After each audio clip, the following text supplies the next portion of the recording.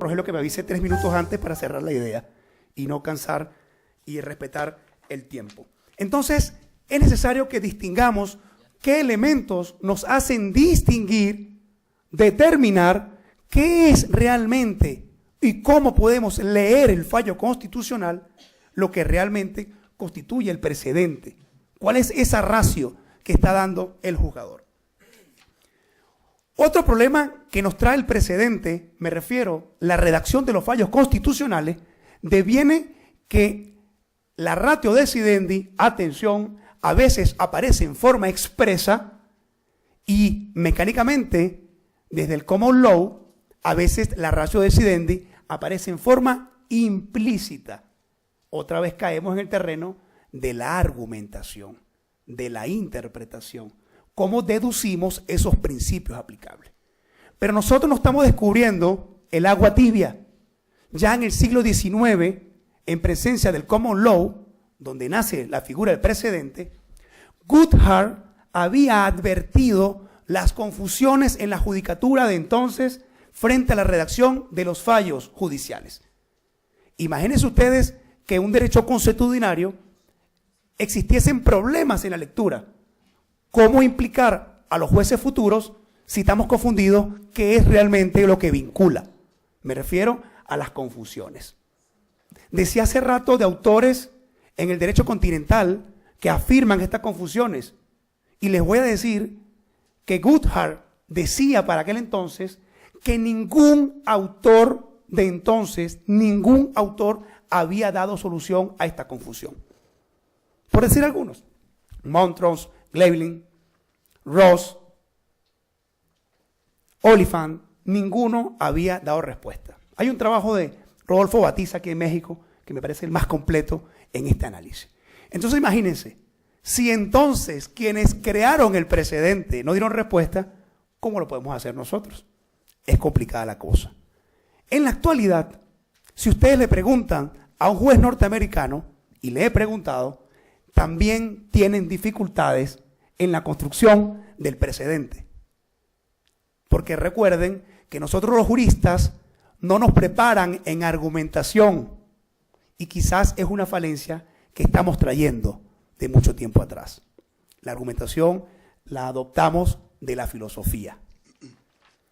Tony Fine, Michael Dorf son autores norteamericanos autorizados y dicen expresamente qué complicado es a veces, dicen, distinguir en un fallo judicial lo que es ratio decidendi y lo que es obiter dicta.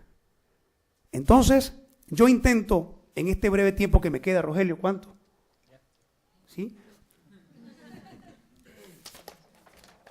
Tan solo intentar, no dar soluciones porque no somos magos, intentar, dentro de la visión de un juez ordinario, dar respuestas. Si entonces los largos fallos, casi novelas, enredan la argumentación o no facilitan, mi propuesta es sencilla. Intentemos, dentro de la construcción del fallo judicial, distinguir con capítulo, con apostilla. Este análisis parte del obiter dicto. Estamos hablando en demasía, una construcción accesoria, como que sí, me parece, en tal caso, hacer analogías, decirlo expresamente, y entonces cuando el juzgador constitucional aterrice, entonces decir, y en consecuencia, actuando en sede constitucional, la razón jurídica que tiene valor de precedente es la siguiente, y se intenta un núcleo más esencial. Hay que reconocer que esta respuesta, que no solución, tiene dos problemas. Uno, que la riqueza del precedente necesita una actualización de parte de sus lectores. Es verdad, tengo que reconocer esa problemática tesis en contra de lo que estoy intentando afirmar. Y el segundo lugar es que, y ahora sí en beneficio, es que el precedente vinculante en nuestro derecho, cuando entra en el sistema de fuentes, debe intentar ser lo más expreso posible, porque si seguimos dentro del mundo de lo implícito, vamos a seguir incurriendo en los defectos que he advertido antes por los teóricos que han escrito y vamos a seguir cayendo en las falencias que ya cayó el legislador democrático. Gracias por soportarme. Muchas gracias, doctor Petit. Y bueno, a continuación sí quiero hacer un comentario de que no fue posible ajustar el programa en sus trípticos, pero en esta mesa se incorpora el doctor René Moreno Alfonso, quien es director de especialización en Derecho Procesal Constitucional en la Universidad Republicana de Bogotá y quien nos hace el favor de hablar o formular la ponencia de la jurisdicción constitucional en Colombia. Adelante, doctor, por favor. Buenas tardes para todos. En primer lugar, reiterar, como todos lo han hecho, un saludo a las directivas administrativas y académicas de esta institución y a los organizadores del Congreso y de la Asociación Mundial de Justicia Constitucional. El tema que quisiera compartir con ustedes en estos minutos es en relación a la jurisdicción constitucional colombiana.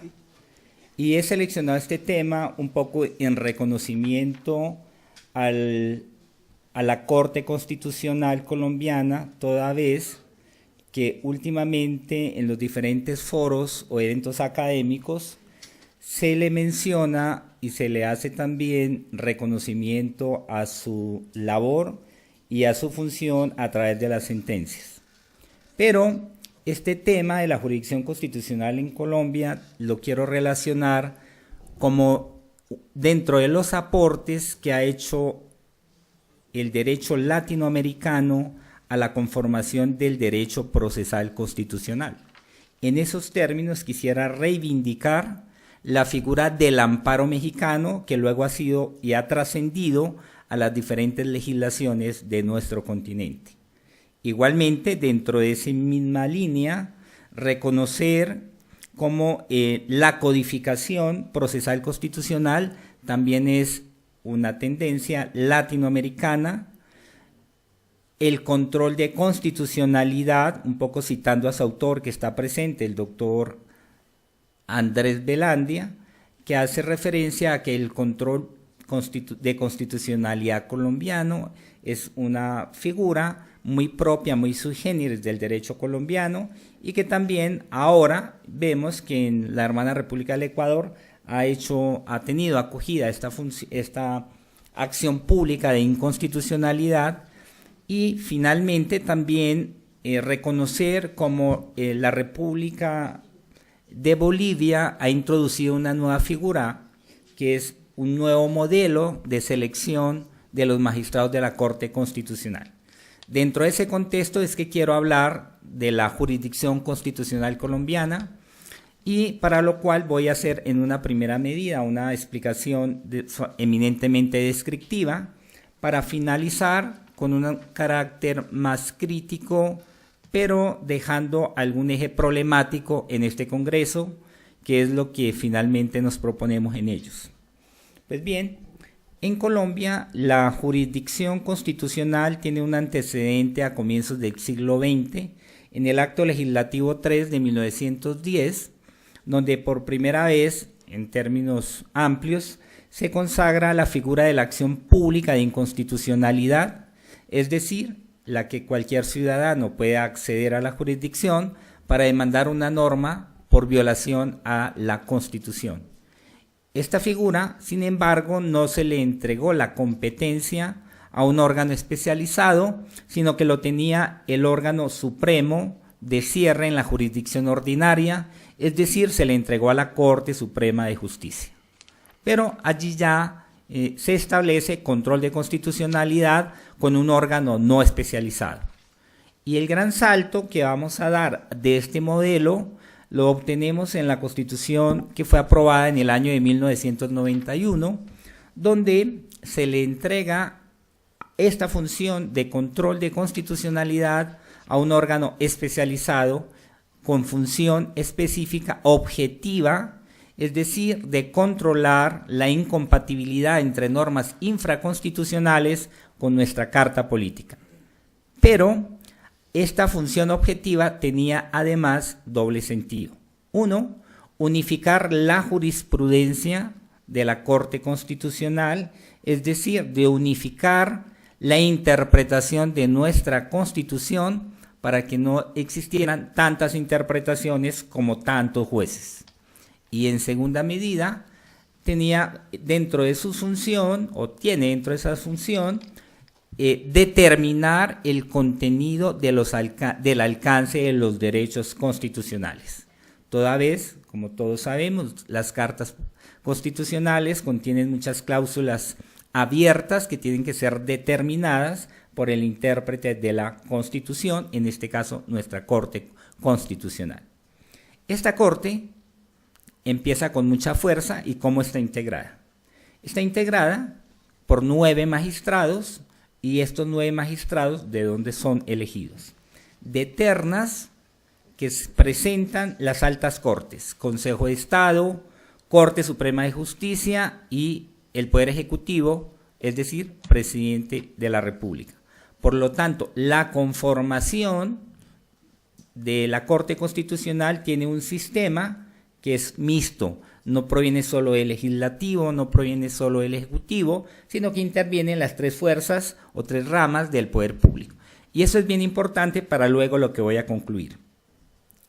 Esta Corte así elegida, de 9 para un periodo de 8 años, con modificación cada 4 años para que puedan tener la opción de renovación y mantener un equilibrio en términos de que el Poder Ejecutivo se elige cada 4 años. Esta Corte tiene 3 salas. La sala que decide las demandas de inconstitucionalidad es en sala plena.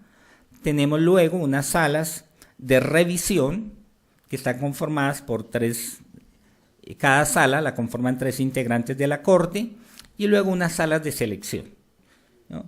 Las salas de revisión son aquellas que están encargadas de concretar el contenido de los derechos constitucionales en la medida en que es la que unifica la jurisprudencia cuando se ha ejercido una acción, la acción de amparo, nosotros acción de tutela. Y las salas de selección son aquellas encargadas de manera discrecional fijar cuáles de esas sentencias de fallos de tutela deben de ser objeto de conocimiento por las salas de revisión. Ahora bien, dentro de esas funciones de la sala plena le corresponde controlar la constitucionalidad de las leyes, de los actos legislativos, es decir, de los actos que son aprobados por el Congreso, que modifican nuestra Constitución. Le corresponde también examinar la constitucionalidad de ciertos actos administrativos que por su mandato constitucional tienen la misma jerarquía de ley, que es lo que denominamos actos legislativos, y son los que son producidos o expedidos por el Congreso en casos de los estados de excepción, de conmoción interior, guerra exterior, emergencia económica, social o ecológica. Por el impacto y la fuerza de estas normas, por eso se le asigna esa competencia de control de constitucionalidad a la Corte. Y deben examinar la constitucionalidad sobre los tratados ratificados por Colombia. Esa primera función es de control de constitucionalidad y la ejerce la sala en pleno. Pero luego les he mencionado que hay otras 2 salas.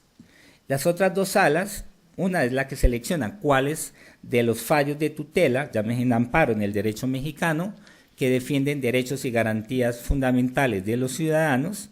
No llegan todas, sino que son seleccionadas discrecionalmente por las salas de selección, llegan a las salas de revisión, y estas salas de revisión una vez seleccionadas, estudian el caso, pero no con el criterio inicialmente planteado de fallar o proteger los derechos que están en juego entre dos personas, sino para concretar, determinar los derechos que son amplios en nuestra Constitución y darles un significado y una concreción, y segundo, para unificar la jurisprudencia. Por eso he señalado que era una función objetiva.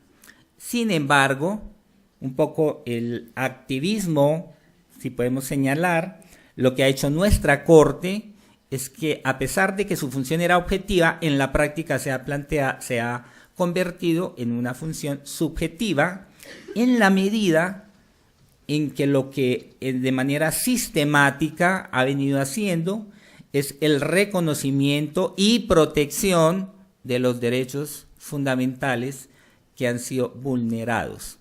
Por lo tanto, hemos hecho un giro de lo que está escrito a lo que en la praxis la Corte ha venido haciendo. Particularmente, me parece bien, soy defensor de que los tribunales constitucionales, más que darle contenido objetivo a las normas constitucionales, tampoco no estoy diciendo que no lo debe hacer, sino que en este siglo en que hay violación sistemática de derechos humanos, la labor fundamental de los tribunales y las cortes constitucionales debe ser la defensa de los derechos humanos. Por lo tanto, reivindico esa función de nuestra Corte en la medida en que la mayoría de sus fallos ha podido concretizar la materialización de derechos fundamentales que, si no fueran por esta función y esta labor de la Corte, podríamos decir que serían letra muerta. Por lo tanto, la Corte en esa medida ha sido lo que para algunos dicen activismo, pero activismo no en el sentido de arbitrariedad o discrecionalidad, porque finalmente lo que hace es reconocimiento de derechos, pero que también están contenidos en nuestra propia Constitución. Por lo tanto, siguiendo un poco la doctrina actual, lo que ha hecho es hacer que nuestra Constitución sea una Constitución viviente en la medida en que se materializan derechos. Pero esta Corte, ¿cómo decide? Y decide mediante 3 clases de sentencias.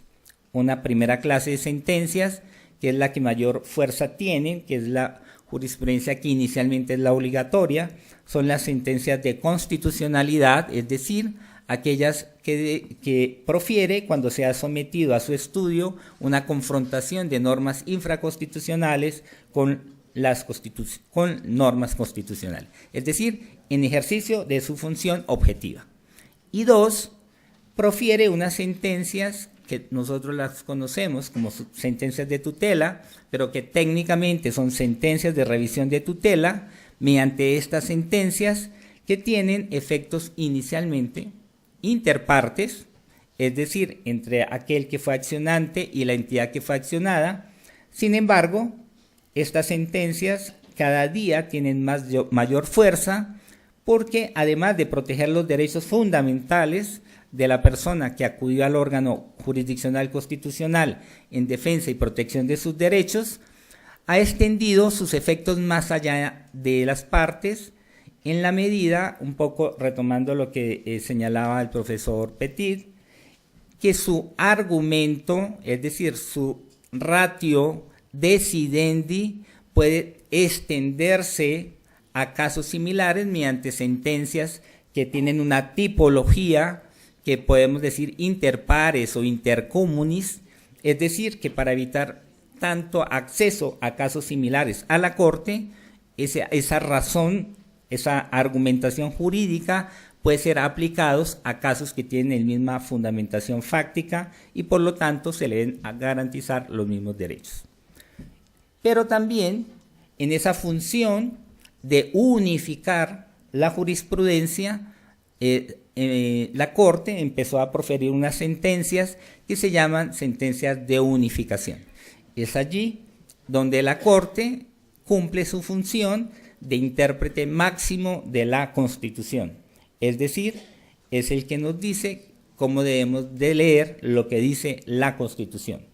Y en esa medida, a través de estas sentencias de unificación, es lo que hemos empezado a utilizar el precedente constitucional que era ajeno a nuestra tradición jurídica constitucional en nuestro país. En estas sentencias, en la función de la Corte, entonces hemos obtenido algunas sentencias que han sido cuestionadas desde algún sector académico, y es en la medida en que la Corte, en aplicación de los derechos y garantías constitucionales, ha ordenado a la administración pública, es decir, al Ejecutivo, hacer ciertas cosas. Ejemplo, mejorar las normas del sistema carcelario, del sistema de la red de salud pública, y allí es donde se dice que la Corte es activista, ¿no? Allí es donde se dice que la Corte está suplantando también la función del órgano legislador cuando le dice haga tal cosa, y si no lo hace se debe hacer o cumplir ciertas reglas. En ese eje de las decisiones de la Corte empezamos a encontrar un eje problemático, es el que quiero dejar aquí señalado, como con esas decisiones de las Cortes constitucionales, y no es el solo caso colombiano, me quiero remitir al Tribunal Constitucional Español o al Tribunal Constitucional Italiano, e incluso al Tribunal Constitucional Alemán. Estamos en presencia de un dilema, y ese dilema es que el papel o la función que cumplen las Cortes o tribunales constitucionales, hay un choque, y es normal ese choque, por lo menos lo voy a dejar planteado, y es que se habla de la politización de la justicia constitucional, pero por otra parte también se habla de la judicialización de la política. Es un eje temático que apenas empezando siglo XXI cada día cobra más fuerza. Y particularmente voy a ser defensor, por lo menos de la hipótesis que estoy planteando, es que las Cortes, en ejercicio de la defensa de las constituciones, efectivamente pueden hacer ese activismo, pero un activismo que está enmarcado dentro de un límite, y ese límite también es un límite político, pero que se ha normativizado en la medida que la norma, como la llamó Kelsen, ley fundamental, no es otra cosa que una decisión política que tiene fuerza jurídica en la medida que una sociedad, para un momento histórico, para una sociedad en particular, le ha dado un grado de exigibilidad y de validez jurídica, y en esa medida cualquier decisión que hagan las Cortes es una decisión política, pero amparada en una fundamentación jurídica. Muchas gracias. Muchas gracias, doctor René Moreno, por su exposición. Y a continuación me permito presentar al doctor Milton Riofrío, de Ecuador, quien nos hablará de las sentencias constitucionales. Y si me permite, doctor, adelante, mientras tanto platico su currículum. Él es maestro en Derecho Procesal Constitucional y actualmente está cursando el doctorando en la Universidad Lomas de Zamora, Argentina. Además es abogado de los tribunales del Ecuador. Adelante, por favor, doctor. Muy buenos días. Nuevamente reiterando lo que han hecho en su a menudo tiempo mis antecesores, agradeciendo la oportunidad que nos ha brindado tan prestigiosa institución como es el Tecnológico de Monterrey de la Ciudad de México. De igual manera a los organizadores del evento, al doctor Pelandia, que tuve el orgullo de que sea mi profesor en la maestría en Argentina. De igual manera al doctor Vicente Fernández, asimismo al doctor Enrique Carpiazo. En el momento en que me comunicaron de la ponencia que tenía que hacerlo aquí, pensaba en muchas cosas. La primera era que tenía que exponer algo que realmente fuera particular, no simplemente venir y exponer de pronto el caso que ocurre en mi país o ocurre en un país determinado, que de pronto no exista alguien que haga una contraposición o una aseveración realmente si lo que expongo es verdadero o no. En ese sentido, el tema en el cual pretendo hablar voy a rendir mi conferencia, es en base a la sentencia constitucional, tratando de darle un ámbito y un aspecto sin asentar en un país determinado, sino en un ámbito y contexto amplio. Mucho se ha hablado acerca de lo que es los diferentes sistemas de control constitucional a su medida y a su manera. Hemos iniciado con lo que se establece el Judicial Review, con sentencias hitos, que los llamaríamos así, como es el caso de la dictada en el caso Marbury versus Madison, por el juez Marshall. De igual manera, hemos visto por el caso de en 1909 por parte del juez Edward Cook, en los cuales, si bien es cierto, dentro de los sistemas latinoamericanos ha existido un cambio y existe una constante mutación en lo que es los sistemas de control constitucional. En un inicio podríamos ver que estos en Latinoamérica no existían.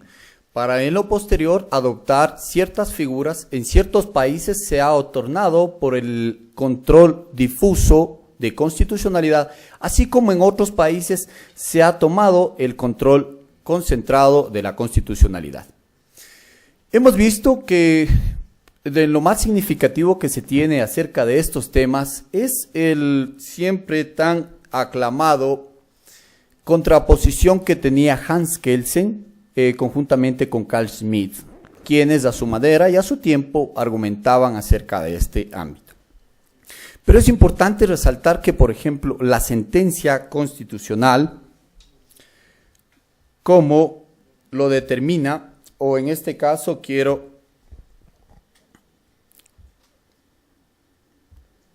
hacer relación, lo que dice el distinguido procesalista doctor Osvaldo Alfredo Gossaini, quien dice que en lo principal que la sentencia, siempre y cuando sea controversias normativas o constitucionales, estas sentencias declararán la constitucionalidad o no de una ley. De la misma manera, el insigne exponente Nogueira Alcalá manifiesta que la sentencia de un tribunal constitucional, más que un acto procesal que pone término a un conflicto jurídico, como ocurre en las sentencias de los tribunales ordinarios de justicia, es más una declaración trascendencial de contenido político, ya sea que es una labor de interpretación de valores o principios o una actividad integradora de derechos a un ordenamiento jurídico. Es importante resaltar que, si bien es cierto, los sistemas van modificando y van cambiando, pero las sentencias se mantienen. Y hasta a la actualidad se han escrito un sinnúmero de ensayos, libros y realmente estudios muy significativos en lo que respecta a la sentencia del juez Marshall en el caso Marbury versus Madison, la cual continúa y sigue siendo hito y nos continúan siendo bases fundamentales para cierto tipo de resoluciones.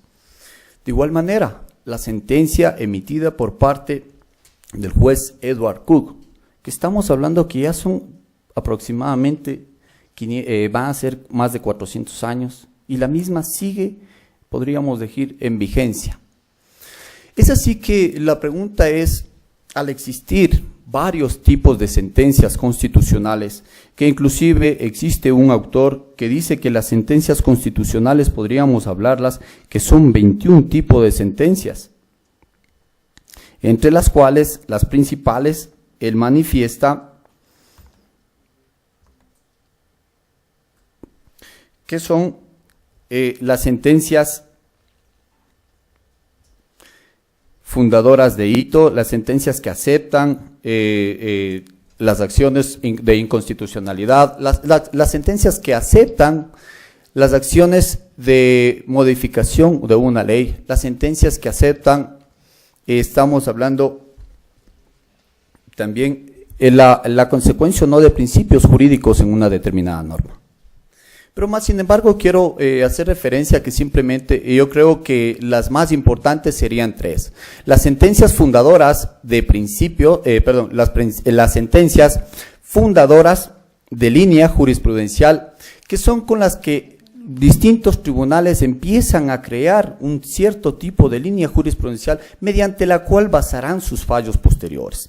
Se encuentran luego de esto las sentencias hito, que son sentencias que realmente